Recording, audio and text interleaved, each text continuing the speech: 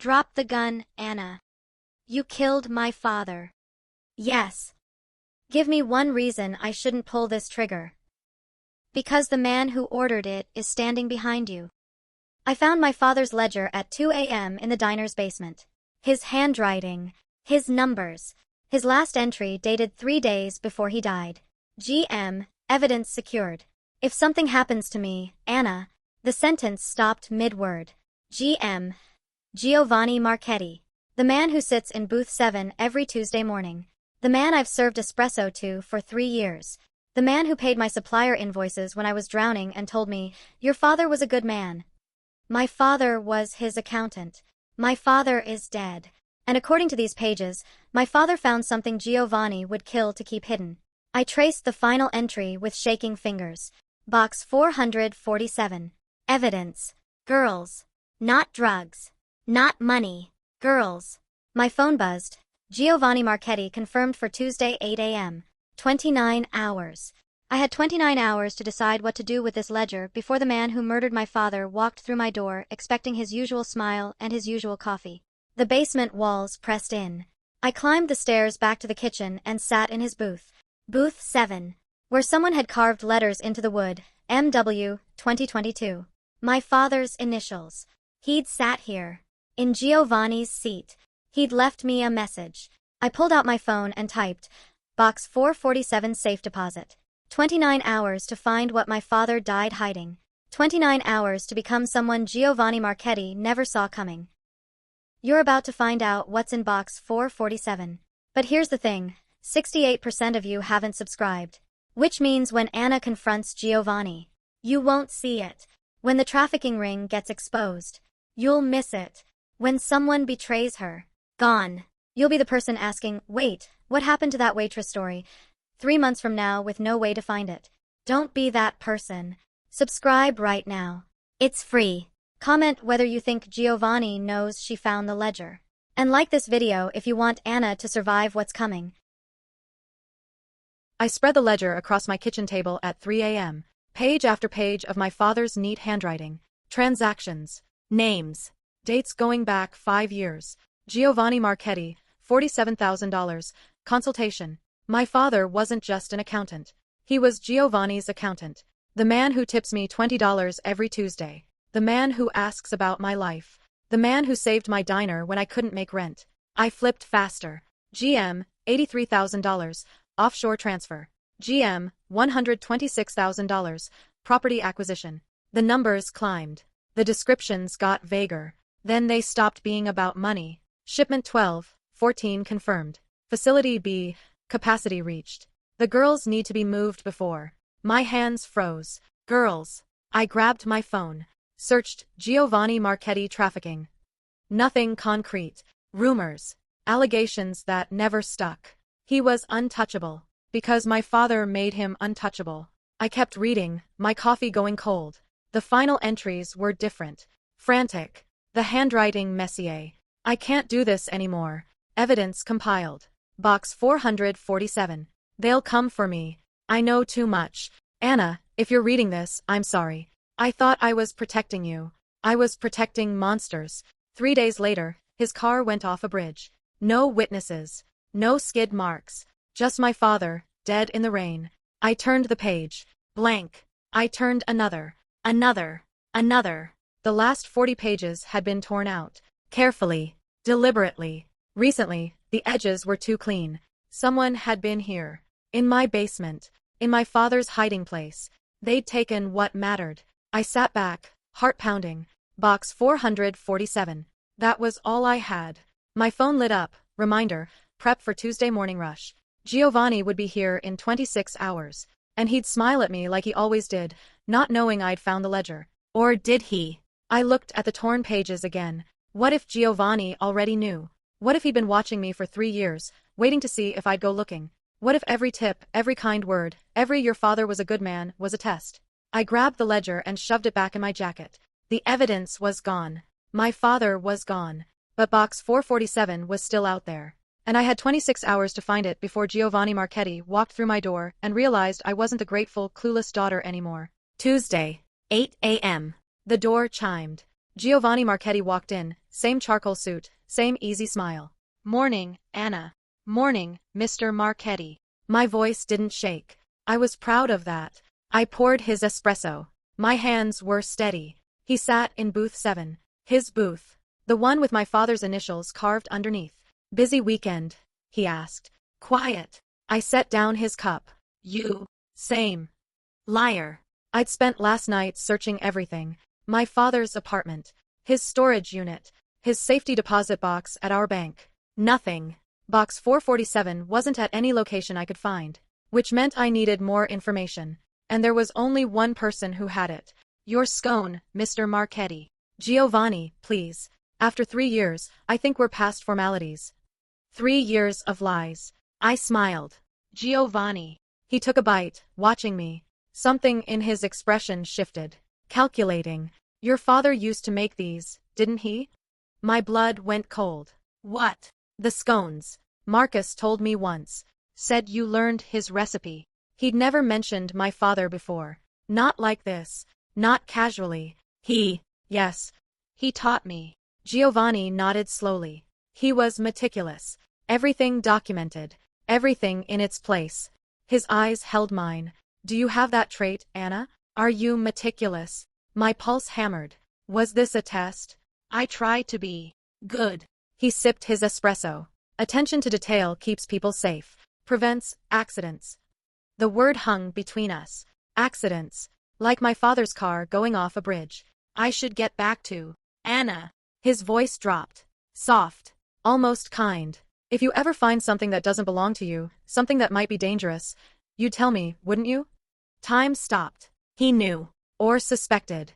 I met his eyes. Of course. He smiled. "That's my girl." He left his usual 20 on the table. I waited until his car disappeared, then locked the diner door and pulled out my father's ledger. I'd missed something. I had to have. I flipped through again. Slower this time. There, on the inside back cover. Faint. Almost invisible. Numbers written in pencil. 1-8-4-4-7. Not a box number. A combination. And an address, barely legible.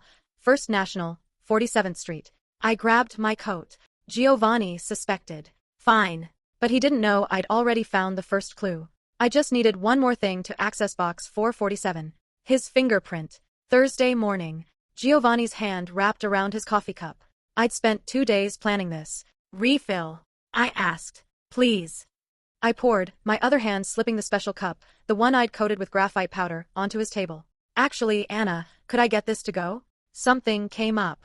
"Perfect. Of course." I took his cup to the back. The fingerprint lifted clean onto the tape. Beautiful. Clear. I had him. "Here you go, Giovanni." He took the to-go cup, paused. "You seem different lately." "Different how?" "Confident." He studied me. "It suits you." He left. I peeled the tape carefully, preserving the print. Tonight, I'd make a mold. Tomorrow, I'd get into that box. I turned to clear his table. And froze. A man sat in the corner booth. 30s. Expensive watch. I'd never seen him before. He'd been watching Giovanni. Watching me. Our eyes met. He stood, dropped a 5 on the table, and walked out. That should have been the end of it. But when I went to collect his payment, there was something else. A napkin. Folded. My hands shook as I opened it. 7 words in clean handwriting. "Your father trusted me. You can too." And below that, "But trust no one else." I spun toward the door. The man was gone. Who was he? How did he know my father? How did he know what I was doing? My phone buzzed. Unknown number. "The fingerprint won't work. The box requires a second authorization. Meet me at Pier 17, midnight. Come alone. Or Giovanni gets there first." I stared at the message. This was a trap. Had to be. But if it wasn't, if this man really knew my father, if he really had information about box 447, I looked at the napkin again. "Your father trusted me. My father trusted Giovanni too. And that got him killed." But I was out of options. I texted back. "How do I know you're not working for Giovanni?" The response came immediately. "You don't. But in 8 hours, you'll have to decide who you're more afraid of, the devil you know, or the one trying to save you from him." Tick-tock. Anna. Pier 17. Midnight. The man from the diner stepped out of the shadows. "You came." I don't have a choice. I kept my distance. Who are you?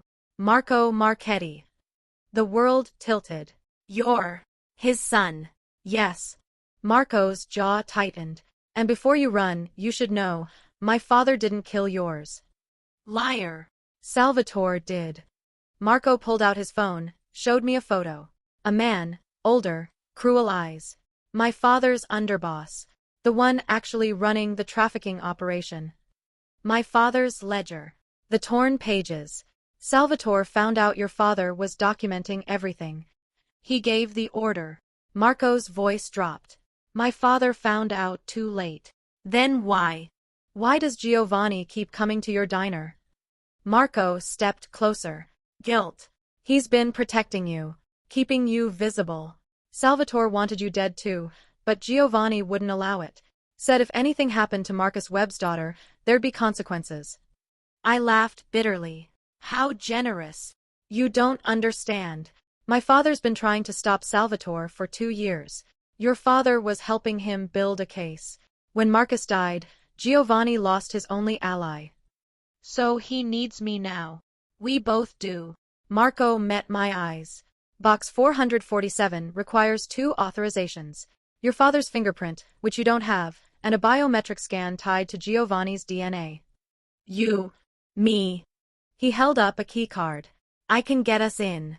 But Anna, he hesitated. Salvatore knows someone's been asking about your father. He's watching you. The diner. Your apartment. Everything. How do I know you're not working for him? Marco pulled up his sleeve. Burns. Scars. This is what happens when you refuse orders in my family. I'm trying to get out. Your father's evidence is my ticket. I studied his face. Desperate. Honest. Or perfectly rehearsed. Tomorrow, I said. First National, 2 p.m. Busy enough to blend in. Agreed. He turned to leave. Marco. He stopped. If you're lying. I know. He looked back. But ask yourself, if I wanted you dead, why warn you about Salvatore? Why tell you Giovanni's protecting you? He disappeared into the dark. I stood alone on the pier, my father's ledger heavy in my jacket. Giovanni was protecting me. Salvatore wanted me dead. And Marco was either my only ally or the perfect trap. 24 hours to find out which. First National Bank. 2:14 p.m. Marco's hand pressed against the biometric scanner. Green light. The vault attendant gestured to box 447. You have 15 minutes.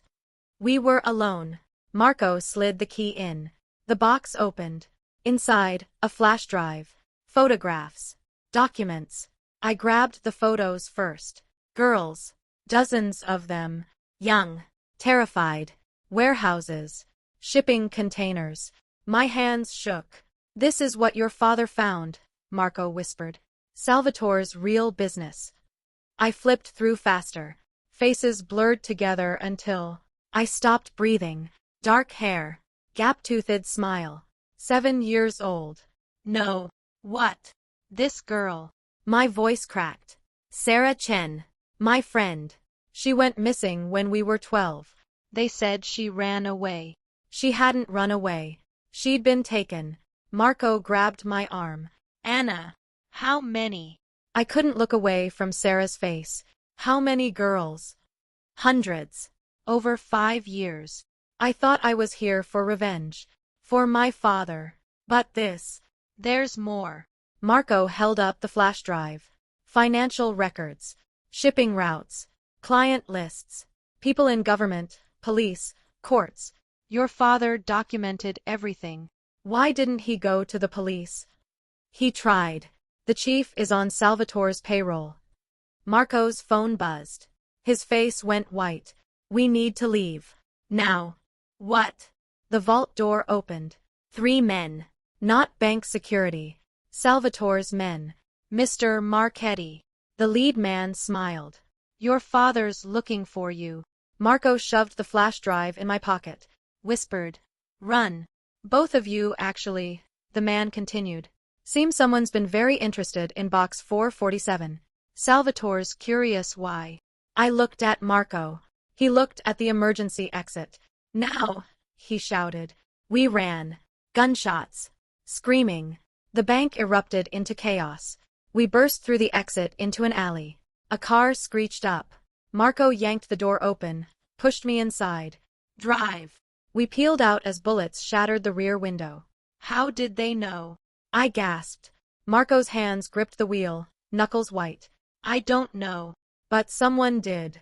Someone had told Salvatore exactly where we'd be. Marco's safe house. An apartment in Queens I'd never find again. We can't trust anyone, I said. Agreed. But I was looking at him when I said it. You think I sold you out? His voice hardened. You're the only one who knew where we'd be. You contacted me first, Anna. You came to Pier 17. After you left a note in my diner. After you texted me. I stood. How do I know Salvatore didn't send you to get the evidence? Because I just saved your life. Or your insurance. Keep me alive until Salvatore gets what he wants. Marco slammed his fist on the table. Your father trusted me. He was helping me build a case against Salvatore. My father's dead. Silence. My phone rang. Unknown number. I answered on speaker. Anna. Giovanni's voice. Calm. Controlled. We need to talk. My blood went cold. How did you? Your diner is bugged. Has been for 6 months. I know about the ledger. Box 447. The flash drive currently in your pocket. A pause. I know my son is with you.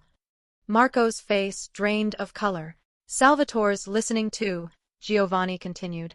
Which means you have approximately 90 seconds before he triangulates this call and sends more men. Why are you telling me this? Because your father died protecting those girls. I've been trying to stop Salvatore for years, but I can't move against him without proof. You have that proof now. You want me to trust you? You're a criminal. Yes. No denial. No justification. But Salvatore is worse. And he won't stop until you're dead and that evidence is destroyed. So what do you want? Meet me. Alone. Tomorrow, 6 a.m., the diner. No phones. No Marco. Just you and me. And if I refuse? Then Salvatore wins. The girls keep disappearing. Your father died for nothing. And you'll be looking over your shoulder for the rest of your very short life. The line went dead. I looked at Marco. He's lying, Marco said. It's a trap. Maybe. Anna, you can't seriously. He knew about the bugs. He warned us about Salvatore's men. I grabbed my jacket. What if he's telling the truth? Then why not help us at the bank? Good question. I pulled out the flash drive. My father's life's work. Evidence that could destroy an empire. Your father died protecting those girls, Giovanni had said. I thought about Sarah's face in those photographs. I'm going. Then I'm coming with you. He said alone. And you trust him? No. I met Marco's eyes. But I don't trust anyone right now. Including you. I left him standing there. 6 hours until dawn. 6 hours to decide if I was about to end this, or walk straight into the trap that killed my father. At 6 a.m., the diner was dark. Giovanni sat in booth 7, hands folded. Waiting. I locked the door behind me. No coffee today, he asked. No. I slid into the seat across from him. Just answers. He nodded slowly. Your father came to me 3 years ago. Said Salvatore was moving girls through my shipping routes, using my legitimate businesses as cover. His voice was steady, empty. I didn't believe him at first. Why should I believe you now? You shouldn't. Giovanni met my eyes. I built this empire on violence and fear. I've done terrible things, but trafficking children. He exhaled. That's where I draw the line. Marcus was helping me gather evidence. Then Salvatore found out. So you let my father die. I was in Tokyo when it happened. By the time I returned, Marcus was already. He stopped. I couldn't save him. But I could protect you. By watching me serve coffee for 3 years? By keeping you visible. Salvatore wanted you eliminated. I made it clear, harm Marcus Webb's daughter, and I'd burn his entire operation down, clients and all. How noble. Not noble. Strategic. Giovanni leaned forward. Now we finish what your father started. Salvatore's holding a meeting tomorrow night. Major buyers, new routes, the whole network. He'll have physical evidence, shipping manifests, transaction records. You want me to walk into a room full of traffickers.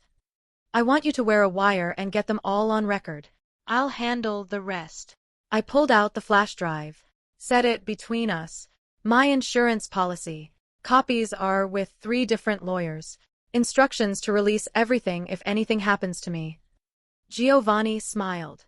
Actually smiled. Your father taught you well. One more thing. I held his gaze. Marco comes with me. Marco's trustworthy or he's not. You claim you're the good guy. Prove it. Let your son help. Giovanni's jaw tightened. Then, agreed. We spent the next 8 hours planning.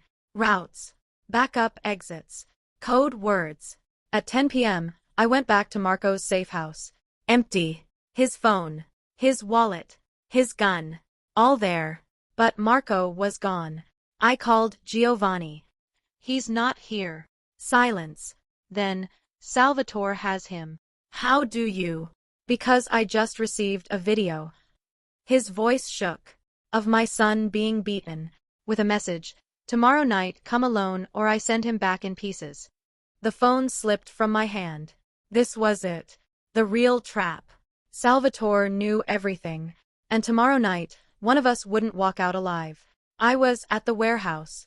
By 11 p.m. I wore the wire under my jacket. Giovanni was positioned outside with his men. Salvatore sat at the head of a table surrounded by 6 other men. Criminals. Buyers. Monsters. Anna Webb. Salvatore smiled. Marcus's daughter. You look just like him. Where's Marco? Patience. A door opened. Marco stumbled in, face bloody, hands zip-tied. Our eyes met. He shook his head slightly. Don't trust anyone. Now, Salvatore continued, let's talk about what you found in box 447. I don't know what. He held up the flash drive. My flash drive. This? Your father's evidence. Salvatore laughed. It's impressive. Thorough. Except for one small problem. He plugged it into a laptop. Pulled up files. Shipping records. Financial transactions. Photos of Giovanni. Not Salvatore. Giovanni. Your father wasn't investigating me, Anna. He was investigating his boss. Giovanni Marchetti. The man who's been running the trafficking operation for 8 years. No. That's a lie. Is it? Salvatore turned the laptop toward me. Giovanni hired your father to cook the books. When Marcus found out what the money was really for, he started documenting. Building a case. Giovanni found out and had him killed. Then why would Giovanni protect me? Control. Marco's voice. Broken. Keep you close. Make you think Salvatore's the enemy. Use you to eliminate his competition. I looked at Marco. Blood dripping from his mouth. You knew. I found out 2 days ago. I was coming to warn you when, he coughed. Dad's men grabbed me. The wire felt like fire against my skin. Giovanni was listening. And he just heard everything. Anna. Giovanni's voice crackled in my earpiece. Calm. Controlled. Don't believe him. Salvatore's lying. The files are doctored. I need you to get out. Now. But Salvatore was still talking. I've been trying to stop Giovanni for years. Your father was my informant. When he died, I thought the evidence died with him. Then you found it. The door exploded inward. Giovanni walked in. Alone. Gun raised. Not at Salvatore. At me. I'm sorry, Anna. His eyes were cold now. Empty. You should have stayed a waitress. Everything happened at once. Marco threw himself at Giovanni. Gunfire. Screaming. I grabbed Salvatore's laptop and ran. Behind me, chaos. Violence. Death. I didn't look back. I just ran with the evidence that proved my father died, exposing the man I'd trusted to help me avenge him. FBI. 2 a.m. I gave them everything. The laptop. The wire recording. Giovanni's confession. By dawn, 17 people were arrested. The trafficking network collapsed. Giovanni Marchetti was found in the warehouse, critically wounded. Marco had shot him, saved my life, then disappeared. 3 weeks later, Giovanni woke up in a hospital bed, handcuffed to the railing. I visited once.